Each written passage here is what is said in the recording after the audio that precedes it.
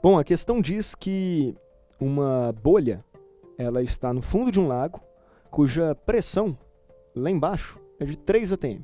Tá? Essa bolha sobe para a superfície, cuja temperatura é de 27 graus Celsius, temperatura na superfície de 27 graus Celsius, e tem o seu volume quadruplicado. Beleza. Considerando a pressão atmosférica no local, ou seja, lá na superfície, de 0,8 atm, qual é a temperatura no fundo do lago em graus Celsius? Bom, a primeira coisa que nós temos que fazer numa questão de gases, nós sabemos, é mudar as temperaturas. A temperatura em graus Celsius é problemática. Sempre quando a gente trabalha gases, lembrando essa temperatura aqui, ó, ela tem que estar em Kelvin. Então, 27 graus Celsius, basta eu somar 273 a ela.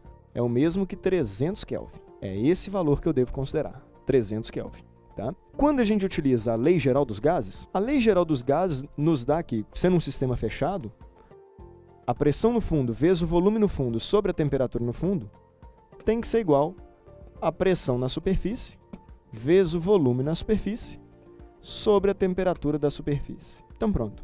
Então isso é verdade, afinal de contas o sistema encontra-se fechado. O ar que está dentro da bolha tem o mesmo número de mols, sempre.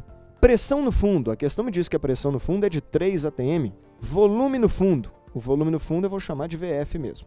Temperatura no fundo é justamente o que eu quero. Tem que ser igual.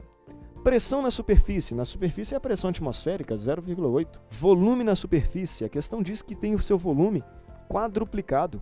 Então esse volume eu vou colocar 4 vezes o volume do fundo. Sobre a temperatura na superfície, que é de 27 graus Celsius, que nós já colocamos 300 Kelvin. Maravilha. Fazendo as continhas, podemos cortar o volume do fundo com o volume do fundo. Ficamos então que a temperatura final, ou melhor, no fundo, seria 3 vezes 300, passei o 300 multiplicando, dividido por 0,8 vezes 4, né? O que nós tínhamos do lado de lá.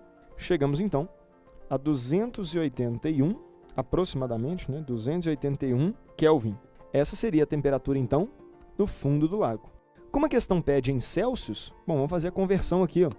A temperatura em Kelvin é a temperatura em Celsius mais 273. Logo, eu tenho 281 Kelvin, temperatura em Celsius, mais 273. Logo, a temperatura em Celsius é igual a 281 menos 273, 8 graus Celsius. Resposta, portanto, letra C.